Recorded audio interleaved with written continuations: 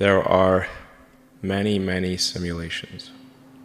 These simulations are, we might as well call them reality, or you could call them the multiverse. Well, when we create a simulation, it's a distillation of what's interesting about life.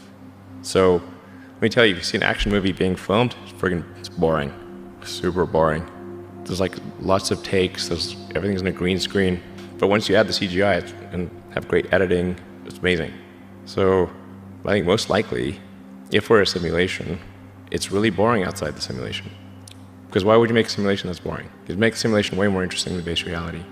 You know, even if we just sort of existed as humans forever, we'd still eventually, that'd be like the heat death of the universe. Or civilization will end. One of those two things will occur.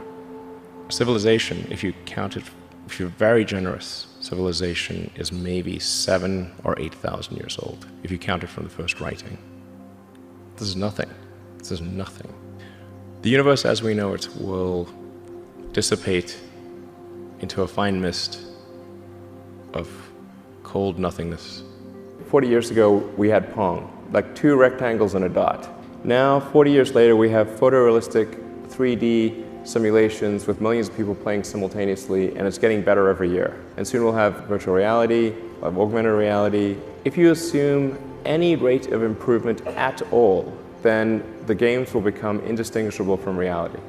So given that we're clearly on a trajectory to have games that are indistinguishable from reality, and those games could be played on any set-top box or on a PC or whatever, it would seem to follow that the odds that we're in base reality is 1 in billions.